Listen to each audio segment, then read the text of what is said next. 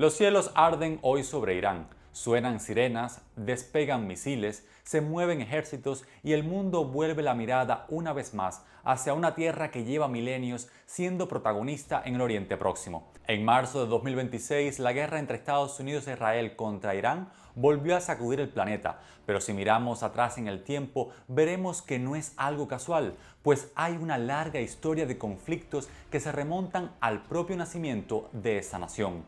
Irán ocupa desde hace siglos una posición estratégica en Asia Sudoccidental, y esa posición ayudó a convertirlo en un actor decisivo en la política regional. Bajo esas ciudades golpeadas por la crisis, bajo esas montañas y desiertos, descansan aldeas neolíticas, palacios imperiales, fuegos sagrados, mezquitas, revoluciones y guerras que cambiaron continentes enteros.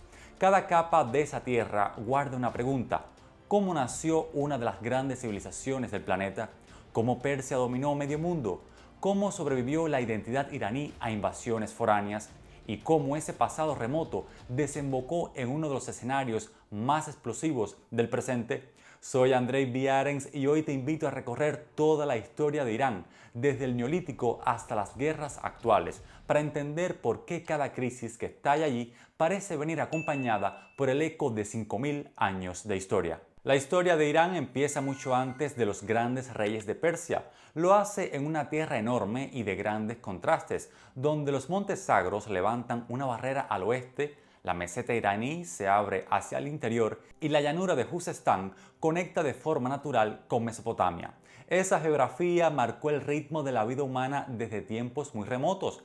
En las cuevas y abrigos del Sagros occidental aparecen huellas de ocupación paleolítica y miles de años después, entre el noveno y el séptimo milenio antes de nuestra era, varias comunidades de la región comenzaron a practicar agricultura, ganadería y formas de vida cada vez más estables. Sitios como Gangdareh, en el actual oeste de Irán, muestran que este territorio participó muy pronto en el gran cambio neolítico del Oriente Próximo. Con el paso de los siglos, aquellas aldeas fueron dejando atrás la simple subsistencia y hacia el 6000 antes de nuestra era, distintas zonas de la meseta iraní ya muestran poblados con cerámica y espacios domésticos más definidos, así como contactos con otras regiones.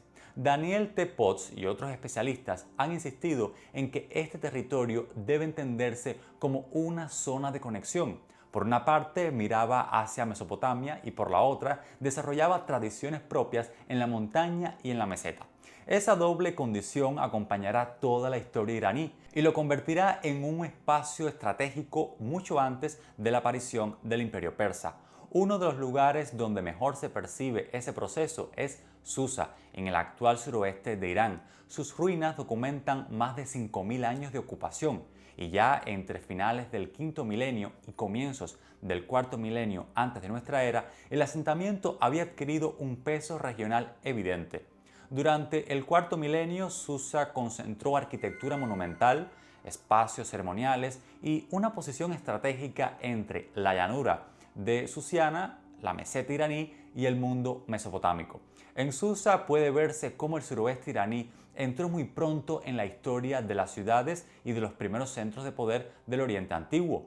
Su relación con Uruk y el sur de Mesopotamia fue intensa, aunque no simple, por supuesto. En las excavaciones, los niveles de Susa correspondientes a finales del cuarto milenio aparecen materiales y formas de organización emparentados con el horizonte civilizatorio de Uruk. Sin embargo, la ciudad siguió su propia trayectoria dentro de su propia llanura. Mario Liberani lo sintetiza de una manera muy sutil al decir que En Susa, la presencia del Uruk tardío interrumpe la secuencia local, superponiéndose a las culturas anteriores para dar paso a la posterior cultura protoelamita. con esto nos quiere decir que Susa participó en la gran red mesopotámica del periodo de Uruk y al mismo tiempo actuó como uno de los escenarios donde empezó a tomar forma una dinámica propia del suroeste iraní, en una etapa a la que los especialistas llaman protoelamita. Y otra dinámica muy generosa puede ser suscribirte, dejarme un me gusta y darle a la campanita para que no te pierdas mi contenido y ayudar al crecimiento de este canal. Entre el 3050 y el 2900 antes de nuestra era, Susa se convirtió en uno de los grandes focos de la primera escritura de Irán. Robert K. Englund explica que el protoelamita fue un sistema de escritura usado en la llanura de Susiana y en las tierras altas iranias, al este de Mesopotamia, y además recuerda que las tablillas protoelamitas más antiguas y numerosas proceden precisamente de Susa.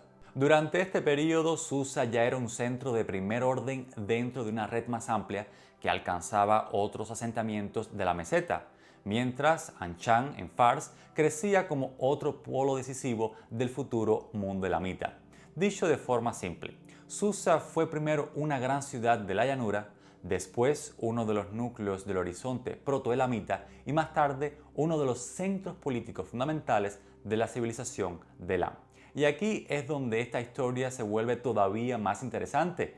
Si en esta tierra ya existían ciudades complejas con rutas de intercambio y poderes capaces de mirar de frente a Mesopotamia, entonces debemos preguntarnos, ¿cómo pasó este mundo a preparar el terreno para la llegada de los pueblos iranios y para el nacimiento de Persia? ¿Qué sobrevivió de todo este pasado cuando aparecieron medos y persas siglos después? Quédate porque te estaré hablando de este tema a continuación. Cuando uno se asoma a esos primeros reinos, a esas ciudades antiguas y a esa memoria enterrada bajo la tierra, entiende mejor por qué el pasado puede sentirse tan vivo. Esa misma atmósfera de misterio y herencia antigua es la que también quise explorar en mi libro Andreíadas. Se trata de una obra de fantasía épica inspirada en los mundos antiguos y las preguntas que la historia deja abierta. Si sientes curiosidad, te dejo el enlace en la descripción para que le eches un vistazo.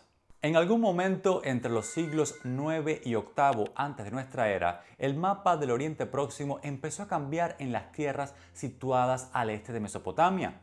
A esa región llegaron pueblos de origen iranio que se asentaron en la meseta y en las zonas montañosas vecinas.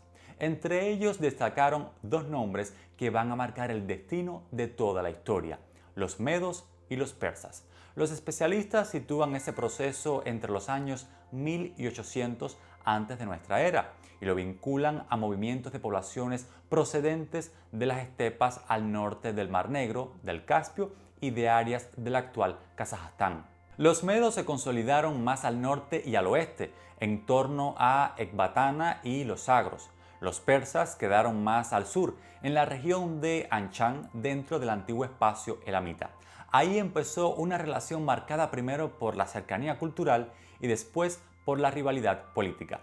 Durante el siglo VII antes de nuestra era, Media fue ganando peso en un escenario dominado por Asiria. Las fuentes antiguas y la tradición griega recuerdan a figuras como Deioses, Fraortes y Siasartes, aunque la cronología exacta de esa etapa sigue siendo discutida. A finales del siglo VII, los medos ya parecían como una potencia capaz de influir en los sagros y de participar en la caída del poder asirio. Hacia el 612 antes de nuestra era, la destrucción de Nínive abrió una nueva fase en la región y Media quedó entre los grandes beneficiados. Durante unas décadas pareció que el futuro del poder iranio hablaría en lengua meda. Sin embargo, en el sur se estaba formando una fuerza todavía mayor.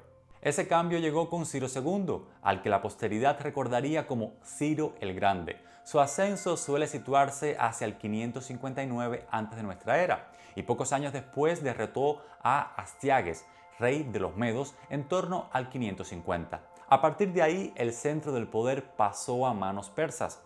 Ese momento es importante que lo retengas porque nos ayuda a entender cómo llevó a un reino del suroeste iraní a la base de un proyecto imperial de escala inédita. A propósito, si quieres ver la historia desde la perspectiva mesopotámica, te invito a ver este video en mi canal, donde te resumo toda la historia de Mesopotamia.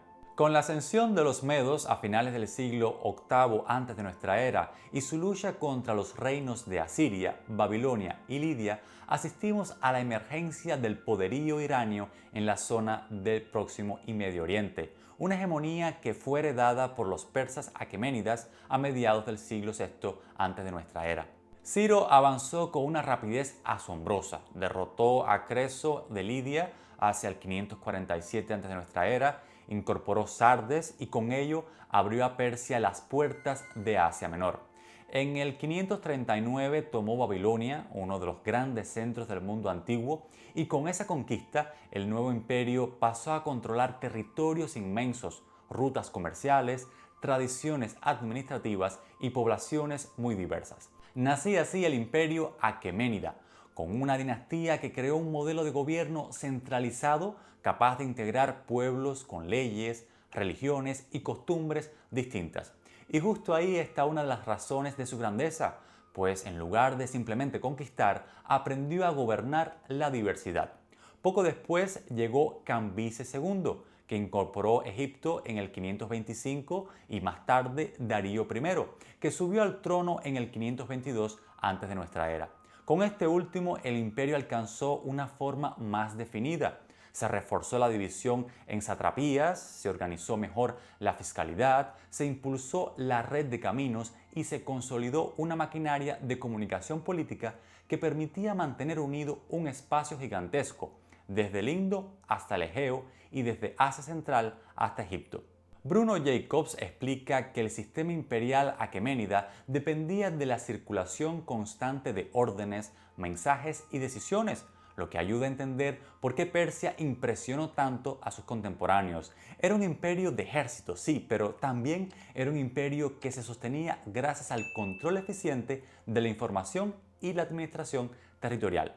En medio de este contexto aparece una parte de esa historia que todavía pesa en nuestra forma de mirar a Persia, su enfrentamiento con el mundo griego. A comienzos del siglo V antes de nuestra era, las guerras médicas colocaron a persas y griegos en el centro de una memoria histórica muy duradera. Las batallas de Maratón en el 490 antes de nuestra era, las Termópilas y Salamina en el 480, así como Palatea en el 479 antes de nuestra era, marcaron la tradición occidental durante siglos. Y esto no es un asunto menor. Estoy seguro que muchas de las películas que has visto sobre esta cultura son la forma contemporánea de una propaganda antipersa que nació en la época en la que los griegos se enfrentaron a ese imperio. ¿Piensas que los gobiernos y medios de comunicación occidentales de hoy siguen fomentando ese relato de manera deliberada para favorecer sus intereses políticos? Este es uno de los ejemplos donde vemos con claridad cómo la historia antigua repercute de manera directa en nuestro presente. ¿Estás de acuerdo conmigo o piensas que estoy exagerando? Me gustaría leer tu opinión en los comentarios.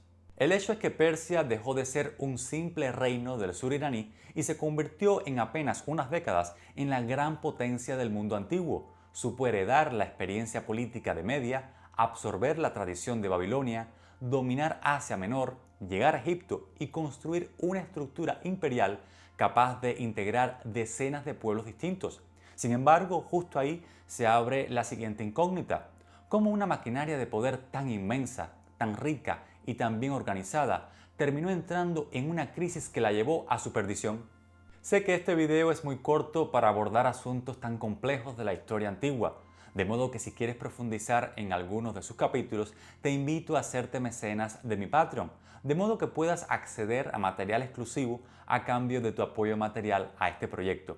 Te dejo el enlace en la descripción del video para que veas todos los niveles de suscripción que te ofrezco. Desde ya te doy las gracias. Durante el siglo V antes de nuestra era, el imperio aqueménida siguió siendo una de las grandes potencias del mundo antiguo, incluso después de Maratón, Salamina y Platea. Aquellas derrotas frente a varias polis griegas fueron importantes, pero no destruyeron el poder persa.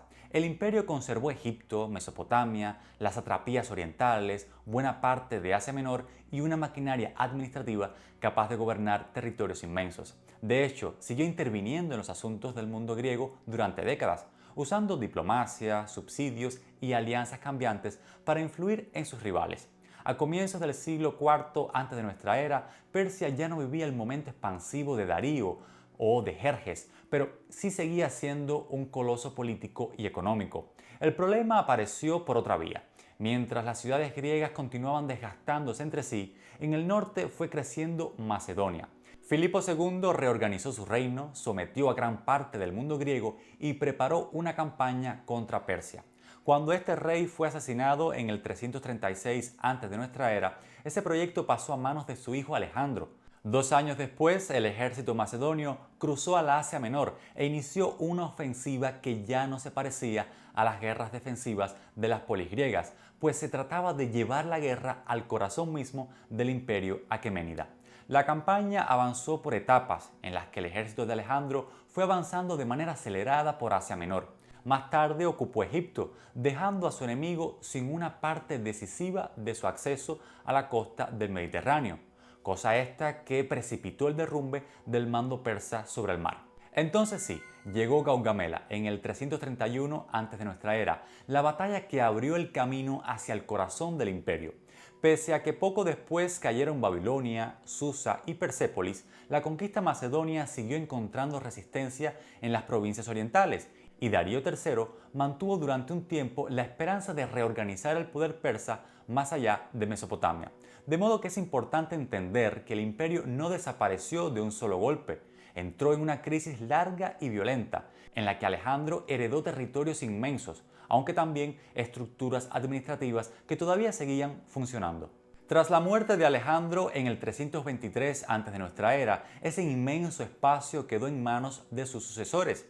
En Irán, la dinastía Seleucida intentó consolidar un poder helenístico que combinaba ciudades nuevas, guarniciones militares y centros políticos heredados del período aqueménida. Ecbatana siguió siendo una plaza estratégica para controlar el paso entre la meseta iraní y Mesopotamia, y buena parte del territorio quedó integrada en un mundo donde circulaban lenguas, monedas, dioses y formas de gobierno procedentes de tradiciones distintas. Ese periodo es significativo porque el Irán de entonces pasó a formar parte de una gran red helenística, aunque sin perder del todo su sustrato anterior. La memoria persa siguió ahí, debajo del barniz macedonio. Ese equilibrio cambió a mediados del siglo III a.C., cuando surgió una nueva fuerza desde el noreste, los partos o arsácidas. Iniciaron su ascenso alrededor del 250 a.C. y con Mitrídates I en el siglo II dieron el salto decisivo hacia el rango de gran potencia regional. A partir de entonces, Irán volvió a tener una dinastía propia capaz de disputar Mesopotamia, de controlar rutas caravaneras y de frenar durante siglos a Roma.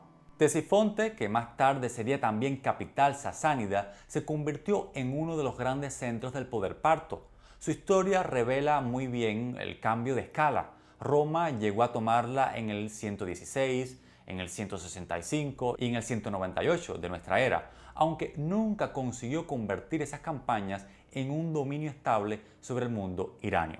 Los partos mantuvieron esa tensión entre continuidad e invasión durante casi 5 siglos, hasta que en el 224 Ardashir I derrotó a Artabano IV y abrió una nueva etapa. Nacía así el Imperio Sasánida, la última gran potencia persa de la antigüedad, situándose su hegemonía entre el 224 y el 650 de nuestra era.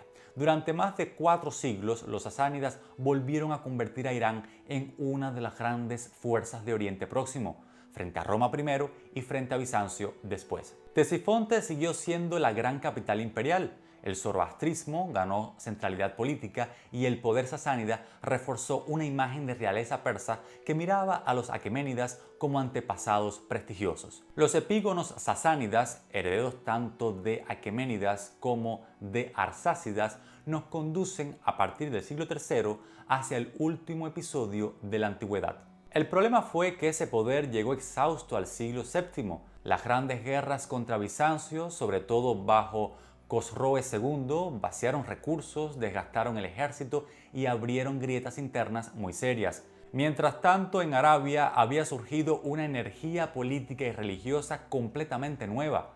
Mahoma murió en el 632 y en los años siguientes comenzó la expansión musulmana sobre los imperios vecinos. La caída del imperio sasánida en el siglo VII abrió una etapa muy larga en la que Irán quedó incorporado al mundo islámico, aunque conservó una personalidad propia cada vez más visible. Los árabes conquistaron Setiforte en el 637 y en pocas décadas extendieron su dominio hasta Afganistán. Aún así, la islamización del territorio fue gradual. Durante mucho tiempo siguieron existiendo comunidades zoroastrianas y cristianas, mientras la nueva sociedad iraní iba adoptando el Islam sin perder del todo sus viejas capas culturales. En ese proceso, Persia empezó a convertirse también en un refugio de corrientes enfrentadas al poder omeya, entre ellas los partidarios de Alí, y cada vez más con fuerza los chiitas. Al mismo tiempo, el territorio iraní siguió siendo una pieza clave del comercio y de la política oriental. Las rutas terrestres de Jorasán y las rutas marítimas del Golfo Pérsico mantuvieron conectadas a las ciudades iranias con Mesopotamia, Asia Central, la India e incluso China. Cuando los abasíes derribaron a los omeyas en el 750 y trasladaron el califato a Bagdad, la influencia persa creció todavía más en la corte, en la administración y en la cultura del nuevo imperio. Sin embargo, esa integración no borró la fuerza de las regiones iranias. Con el paso del tiempo, varias dinastías locales fueron ganando autonomía en Jorasán, Sistán y el occidente del país, mientras renacía una vida política persa dentro del marco islámico. A partir del siglo XI, nuevas potencias turcas pasaron a dominar gran parte del espacio iraní. Después llegaron los mongoles en el siglo XIII, cuya conquista fue brutal, aunque terminó absorbida en buena medida por la propia cultura persa. Más tarde irrumpió Timur, el gran conquistador turco-mongol del siglo XIV, y sus herederos, los timúridas, gobernaron buena parte de Irán y Asia Central. Su época combinó destrucción militar y un notable florecimiento artístico e intelectual. No obstante, bajo todos esos cambios, Irán siguió conservando algo especial: la lengua persa, la memoria de su pasado y una identidad religiosa cada vez más singular. La siguiente gran transformación de Irán llegó a comienzos del siglo XVI. En el 501, Ismail I tomó Tabriz y fundó la dinastía safávida. A partir de ahí, el territorio iraní volvió a reunirse bajo un poder fuerte, y además lo hizo con una decisión que marcaría siglos de historia: la adopción del chiismo duodecimano como religión del Estado. Varios especialistas han explicado que ese paso dio a Irán una identidad política y religiosa mucho más definida frente a sus grandes rivales suníes, sobre todo el Imperio Otomano. Desde entonces, la relación entre poder, fe e identidad colectiva adquirió en Irán una forma muy particular. Más allá de ser una simple dinastía nueva, era una nueva forma de reorganizar el país y de pensarse a sí mismo dentro del mundo islámico.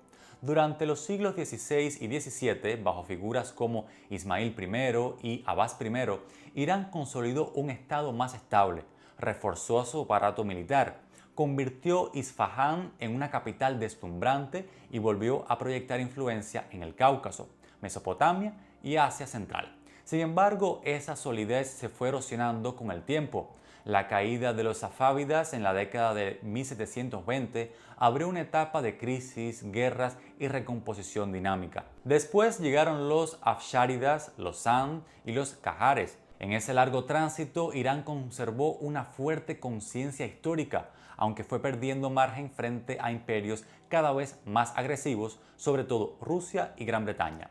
Por su parte, el siglo XIX dejó una huella profunda. El país seguía siendo una potencia cultural, pero su soberanía estaba cada vez más condicionada por presiones externas y derrotas diplomáticas. Ese desgaste ayuda a entender mucho mejor el Irán del siglo XX. En 1925, el monarca Reza Shah Pahlaví puso fin a la dinastía Qajar e inició un proyecto de centralización estatal, fortalecimiento del ejército y modernización del país. Sin embargo, la Segunda Guerra Mundial alteró ese proceso. En 1941, británicos y soviéticos ocuparon Irán y forzaron su abdicación, de modo que el trono pasó a su hijo Mohammad Reza Pahlaví. El nuevo Shah heredó un país políticamente más abierto, aunque también más fragmentado, con una monarquía todavía insegura y con una presencia extranjera muy visible, sobre todo en torno al petróleo. En ese contexto ganó fuerza el nacionalismo iraní. Mohammad Mossadegh, líder del Frente Nacional, defendía una reducción del poder del Shah y sobre todo la recuperación del control iraní sobre sus recursos. En marzo de 1951, el Parlamento aprobó la nacionalización del petróleo y ese mismo año Mossadegh llegó al cargo de primer ministro. La medida desató una crisis profunda con el Reino Unido, que hasta entonces dominaba el sector a través de la Anglo-Iranian Oil Company. El bloqueo económico y la presión internacional agravaron el conflicto, mientras dentro de Irán crecía la lucha por el control del Estado entre el primer ministro, la corte y otros centros de poder. La ruptura llegó en agosto de 1953, tras una primera fase fallida y la salida temporal del Shah del país. Un golpe de Estado, apoyado por Estados Unidos y el Reino Unido, derrocó a Mossadegh el 19 de agosto y restauró la autoridad de Mohammad Reza Pahlaví. A partir de ahí la monarquía salió reforzada, aunque también quedó más asociada al respaldo occidental. En los años siguientes, el Shah consolidó un poder cada vez más autoritario, apoyado en los servicios de seguridad y en una visión del desarrollo impulsada desde arriba. Durante las décadas de 1960 y 1970 se impulsaron reformas que contribuyeron al crecimiento urbano y a una imagen de modernidad. Al mismo tiempo, aumentaron la desigualdad, la represión política y el malestar contra una monarquía percibida por muchos como autoritaria y demasiado dependiente del exterior. En 1979 llegó la Revolución Islámica, el Shah cayó, Ruhollah Khomeini regresó del exilio y nació la República Islámica, lo que supuso una refundación total del Estado. Desde entonces, el país combinó instituciones republicanas con una fuerte autoridad clerical y con una visión del poder marcada por la soberanía, la resistencia y la desconfianza hacia la intervención extranjera. La nueva república apenas tuvo tiempo de asentarse. El 22 de septiembre de 1980, Irak invadió Irán y comenzó una guerra que duró 8 años, hasta la aceptación de la resolución 598 de la ONU el 20 de julio de 1988. El conflicto dejó alrededor de 1 millón de bajas y un coste económico descomunal, así como una cultura de movilización y defensa que marcó a varias generaciones iraníes y reforzó el papel de los guardianes de la revolución dentro del sistema. Esa guerra justamente sigue siendo una de las claves para entender al Irán contemporáneo. Desde entonces, la nación persa ha actuado como una potencia regional. Su relación con Israel se volvió cada vez más hostil tras 1979. Su influencia creció en el Líbano, Irak, Siria y Yemen, a través de alianzas estatales, redes armadas y una estrategia de profundidad regional. El reciente conflicto con Estados Unidos e Israel no es más que un nuevo capítulo de enfrentamiento de intereses que parece replicar aquellos ocurridos en siglos pasados, debatiéndose entre la influencia iraní en el área y los intereses de potencias externas en esa zona. Claro, estos son temas mucho más complicados que dejaré para videos posteriores, cuando comience a tratar la historia contemporánea. Irán atraviesa toda la historia del Viejo Mundo como una corriente larguísima que cambia de forma sin perder su fuerza. En sus tierras surgieron aldeas del Neolítico, reinos como Elán, imperios capaces de gobernar medio mundo, dinastías islámicas, una revolución que alteró Oriente Medio y conflictos que siguen tensando el presente. Cada etapa dejó una capa nueva y juntas explican cómo estudiar la historia nos ayuda a entender el presente. Por eso, cuando hoy ves una crisis en esa región, en realidad estás viendo el eco de miles de años acumulados en una misma geografía. ¿Encontrará este pueblo la paz algún día? ¿O seguiremos viendo cómo se enfrenta a imperios que desean dominarlo? Me gustaría leer tu opinión en los comentarios. Una vez más, quiero dar las gracias a todos mis mecenas en Patreon y a aquellos que tienen membresía de pago en el canal, así como a todos aquellos que han llegado hasta aquí dejando su me gusta y activando la campanita para no perderse mi contenido. Ahora solo me resta invitarte a que sigas mi canal para que recorramos juntos otros apasionantes capítulos de la historia humana. Hasta la próxima.